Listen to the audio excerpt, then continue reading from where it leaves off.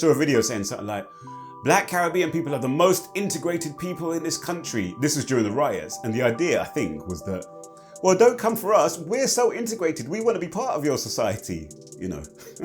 Do these black people go on these marches and support these people? When did this country become your country to take from somebody else? Do you not understand that half of these people who want their country back, they want their country back from you too, mate? There are a lot of black people here in the UK and in the USA as well, and probably other parts of the Western world, who identify as right-wing or as conservative. And in this video today, I wanted to talk a little bit about why might this be? Why is it that there are these growing numbers of black people who identify themselves in such way and who align themselves with politics which on the face of it appear to be kind of against their own interests? Firstly, I wanted to talk a little bit about the apparent oxymoron. So the reason why it seems a little bit oxymoronic or a little bit strange to see this rise of black right-wingers is because traditionally, here in the UK at least, the right, and particularly the far right, the extreme right of the political spectrum, has generally not been a friend to black people. So if you think about what right wing means, what far right, extreme right means, generally what you're talking about is there's kind of like the social and the economic elements. That's one of the most simple ways you can think about politics. So economically, right wing tends to mean the pushing of so-called free market economics, the removing of controls over corporations and the private sector, the idea that the state should be small, so not a lot of influence or interference into the workings of the market. The idea, this mythical idea of the free market, the invisible hand, as Adam Smith referred to it, that the invisible hand of the market will sort everything out and everything will be fine. You just need to get out of the way and let the market, the god of the market, kind of sort everything out. So economically, it's all about removing the government, removing the state from decision making, from controls over anything, prices. The state shouldn't own many assets, if any at all, that sort of stuff. And that's as opposed to moving more toward the left. The idea is that the state should have quite a strident role in society to ensure that the market doesn't trample on ordinary people and that the resources, the commonly owned resources are put into the use of the commons, the people who own the commons. And so, you have much more state influence in the economy, state influence in society as well. But mainly you're talking about more of a big state ownership of utilities and housing and control over education, all that sort of stuff. But it's socially where I think the right-wing thing kind of really comes into play, and the oxymoron element comes in with black people, because socially speaking, these right-wingers and extreme right have tended to veer toward ethno-nationalism. I made a video recently about Kemi Badenoch, who was appeared to be surprised that she was getting a fair amount of racist abuse, and she was being stereotyped in such a way, using racist tropes about she can't keep time and all that sort of stuff. And she mentioned ethno-nationalism coming up quite a lot. And ethno-nationalism is the idea that, frankly, so in the UK context, it's the idea that to be a British, you must be Caucasian, you must be white. And if you are not white, you are not British, and certainly you are not English. And this is what, generally speaking, when you looked at the far right, when you've talked, some of you younger people might not know, before you had the British National Party, you even had the National Front and the British Movement and groups like that. Later on, you also had like the more kind of paramilitary wings, the violent people like the Combat 18 and various of these groups, and they were openly about whiteness. I remember hearing the BNP marches and they were saying rights for whites, and there ain't no black in the Union Jack was one of their slogans. And, very, very much it was a very clear picture that they wanted Britain to be for British people, England to be for English people. And that meant for white people. And that's ethno-nationalism. It's not, in a sense, it's not particularly different to any other form of ethno-nationalism. So I know many people, for example, who would argue that Africa is for black people only. And there are people who would swear blind that the Arabs who live in the north of Africa need to, frankly, they're interlopers, they're imposers, and they need to get out. That's what some people would say. I don't believe that. So this is the ethno-nationalism, and that's why the far right has, generally speaking, been the ones in history, anyway, going back to the post-war era, the second half of this 20th century. It was the NF, it was the BNP who were doing the attacks and the abuse and all that sort of stuff of black people. It was the teddy boys, the racist teddy boys in the 1950s, who our elders from the Caribbean primarily, but also from Africa, had to be fighting against. That's what the Notting Hill riot, before Notting Hill Carnival started. One of the reasons the Notting Hill Carnival began as a thing. Now it gets trashed on and trampled on by a lot of black people as well, saying it's just debauchery and low vibration behavior.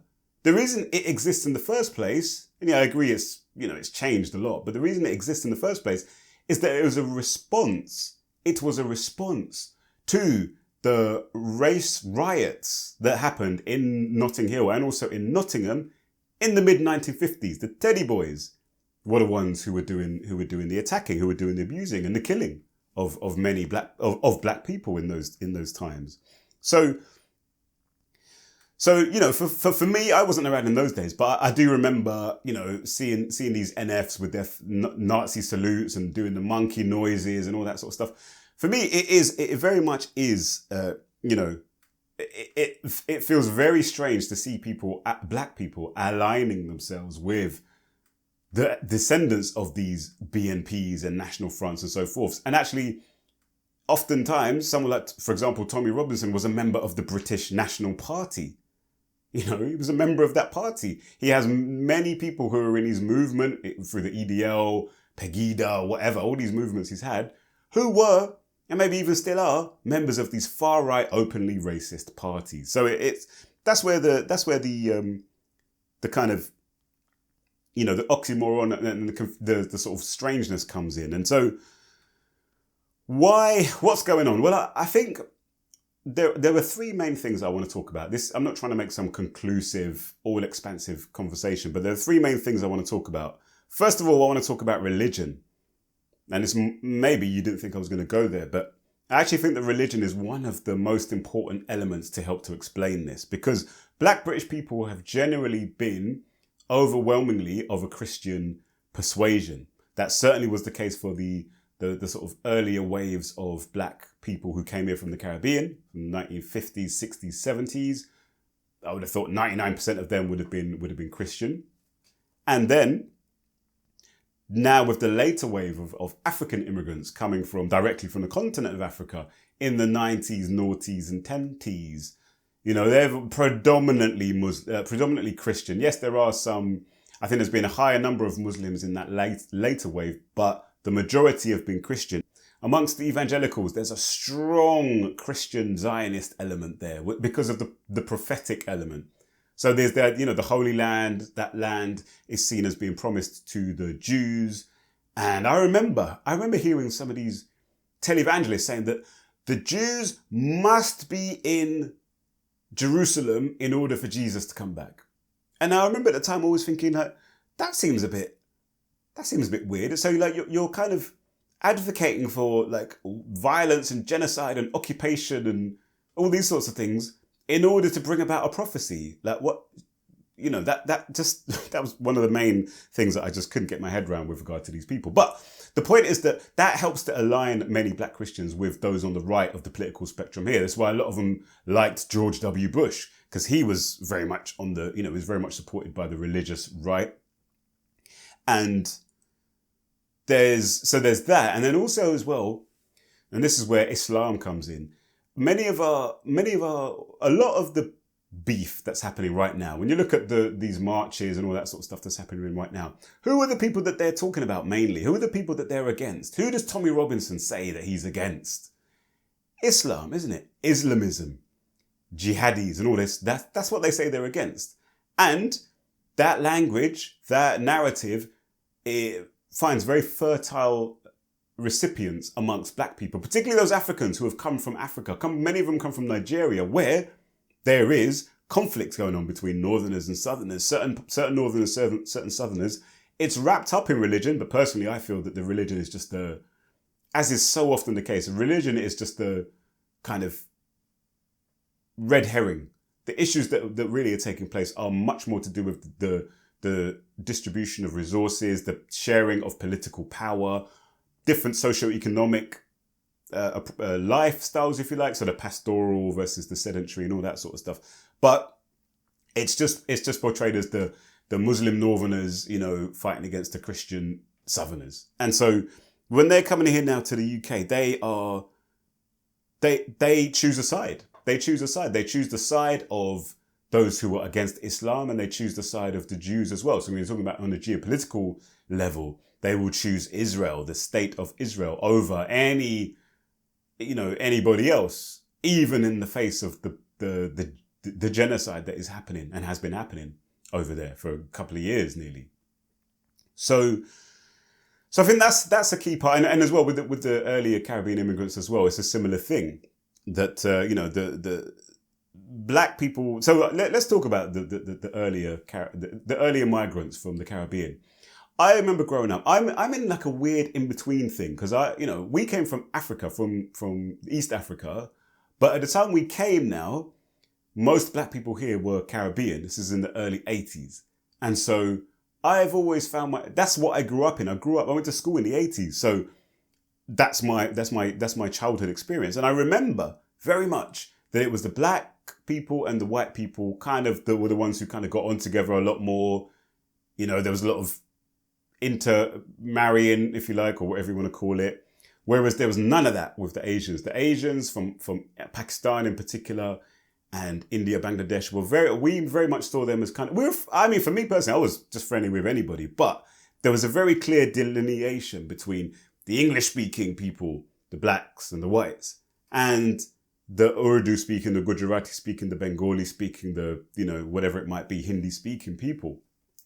And so there's always been this idea that we black people, especially those early ones, are kind of more similar to white people. And it actually plays out when you look at, for example, when you look at the social outcomes of black people here, and particularly black Caribbean people and their descendants, their outcomes in education, in employment, all that sort of stuff, very, very, very closely parallel those of white working class white people here in the UK. There's very close correlation. In my many videos I've done about education, you'll see that when you see black people at the lower end of the achievement scale in GCSE and A-level, black Caribbean people, you'll see that they're alongside white British people and particularly working class people. So there's been this commonality between them. And I distinctly remember, feeling a little bit uneasy about it because it didn't feel right to me. Like, I'd hear white people like saying things about Asians. I'm like, yeah, but if you're saying that about them, what's to say you're not going to be saying that about me when I'm not around? Do you know what I mean? But I feel like a lot of people very much buy into that. They feel that they are British. They feel that these black people feel that they are part of the original immigrant crew, the British, they're part of the original black people, almost like we're the good immigrants, and the descendants. I've seen some of these YouTubers who I saw a video saying something like, Black Caribbean people are the most integrated people in this country. This was during the riots. And the idea, I think, was that, well, don't come for us. We're so integrated. We want to be part of your society, But anyway, so I think there's also that element. I get comments, my last couple of videos, there are people who are saying, listen, no, I'm against these immigrants too. I'm against these asylum seekers. My family came here, we were invited here, and we worked hard, and we built this country, and all this sort of stuff. The idea being that we are the good ones, and we're against these new people coming in. There's not enough room now on the boat. We've jumped in, and we've made it our place here. There's not enough room, so they need to stay out. So there's that. There's also that kind of that sort of model immigrant thing that that kind of comes into play, which helps to explain why some of these people are now aligning themselves and going on marches with your Tommy Robinsons and despite the presence of all of these far-right fascistic people on these marches, they're like, no, it's fine. These people we just want our country back. I'm like, back from who? To these black people who go on these marches and support these people. Who do you want to take your country back from? When did this country become your country to take from somebody else? Do you not understand that half of these people who want their country back, they want their country back from you too, mate? And I'm going to come back onto that in a minute.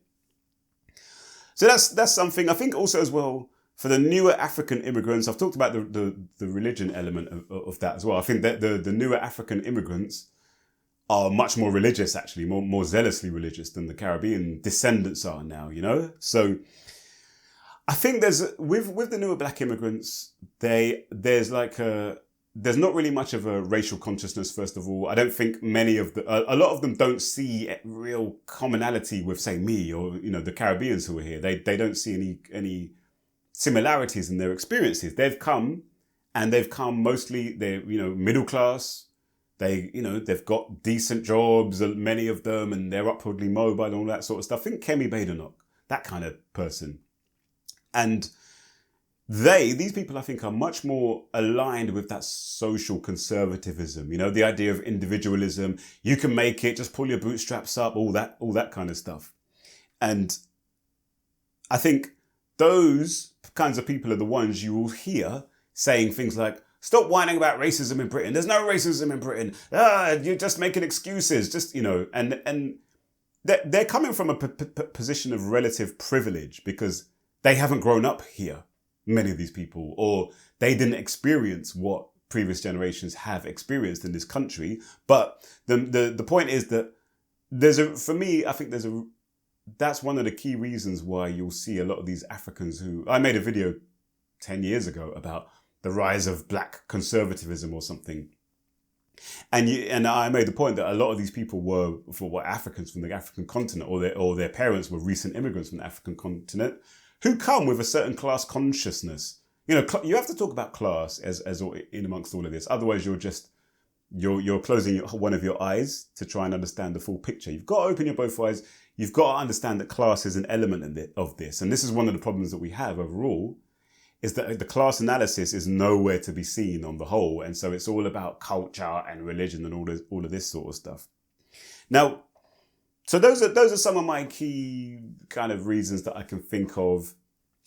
I think the naked anti-black racism is not acceptable in this country, which is why you see all of these people saying, I'm not racist.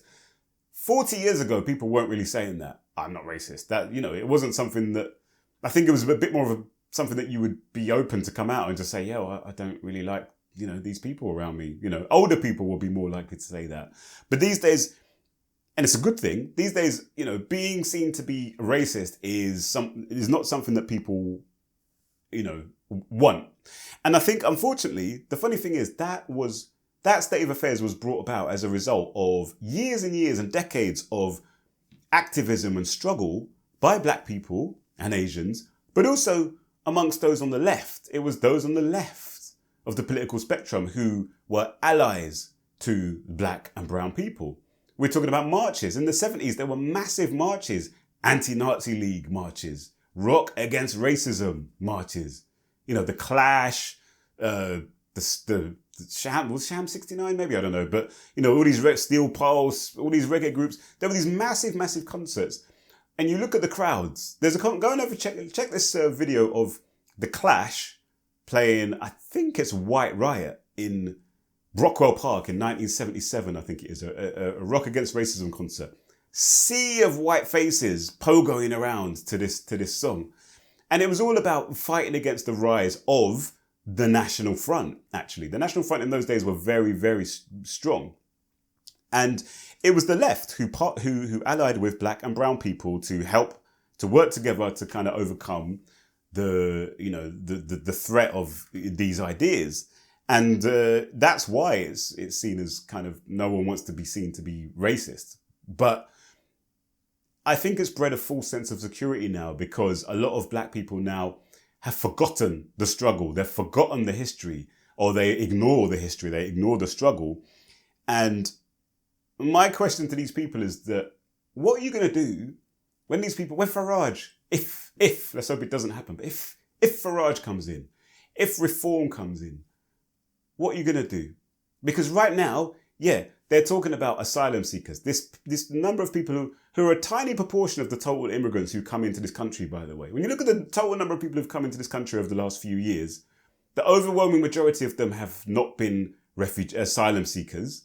The overwhelming majority of them are not refugees.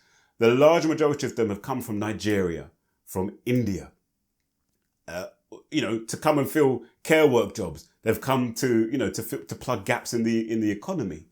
And you know what's going to happen, guys? Once they're in power, they will start, what they're going to do, they're going to start to attack the things like welfare. They're going to start to attack state spending. They're going to start to shrink the workforce of the state. They're going to start to go tough on crime. And like I said in my other video about, blacks against asylum seekers or whatever I called it, you just need to look at the data, guys. Just look at the data. Which groups are most heavily, disproportionately employed by the state? It's black people. Which groups are most disproportionately involved in the criminal justice system? It's black people. Which groups are most heavily dependent on social housing? It's black people. And I'd imagine it's the same for wealth, for benefit spending. When it comes to proportionality, a black person in this country, I believe, is much, much, much more likely to be in the criminal justice system. And by the way, anyway, watch my video I made there. I made the point that it costs like £50,000 a year to house somebody in a prison. And that's coming out of taxpayers' money, When Reform UK or whoever, when they come for the state, when they come to do their Doge thing and to okay, well, how can we cut state spending? Because their plan is to cut state spending, is to sell off state assets, to sell it all off to their rich friends so that their rich friends can get rich and have profits. That's the plan, guys. That's why Elon Musk is supporting all of this stuff. The plan is to sell off England, to sell off the United Kingdom of Great Britain and Northern Ireland, to sell off everything else that hasn't yet been sold off by these politicians over the last 50 years, to sell it all off. And part of that selling all of that off is going to be about removing the safety nets, to be demonizing those who are seen to be more dependent on the state. And unfortunately, guys, black people fall into that category. And by the way, it's very important to say that I don't think that people who are in social housing or who receive welfare benefits or who work for the state, I don't in any way see them as spongers or scroungers, any more than I see the fact that people in the north of England are much more likely to get benefits and live in social housing, all that sort of stuff. These are structural issues, okay? You cannot demonize a group of people for issues which are structural issues. There are dynamics, social, economic, political dynamics, which tend to place people of certain groups into the situation where they need to depend on the state. But Nigel Farage will not tell you that. Tommy Robinson will not tell you that. These useful idiot black, cheerleaders of all of this stuff will not tell you that. And I'm just warning you now, guys, you black right-wing folks, I'm warning you now. Once these people get into power, the open, anti-blackness will become much more open from them. They will start talking about the crime. They'll start bringing out the tropes about black criminality and that we're supposed to be genetically predisposed to violence and sexual, depravity and all that sort of stuff. It's coming, guys. And you people are going to be you people aren't going to be the ones to blame, but you're going to feel pretty stupid for having helped to facilitate the rise of this sort of stuff. All right. Anyway, that's just my thoughts on all this sort of stuff. Hope you've enjoyed the video. Sorry, it's a bit of a downer, but my God, politics right now in the UK is on a bit of a downer as far as I'm concerned. So let me know your thoughts. I look forward to hearing your thoughts. I've got other videos on my channel as well, which you might find interesting. YouTube's going to recommend one here. and I'm going to recommend one here as well. All right, take care of yourselves, and I'll speak to you soon. Peace.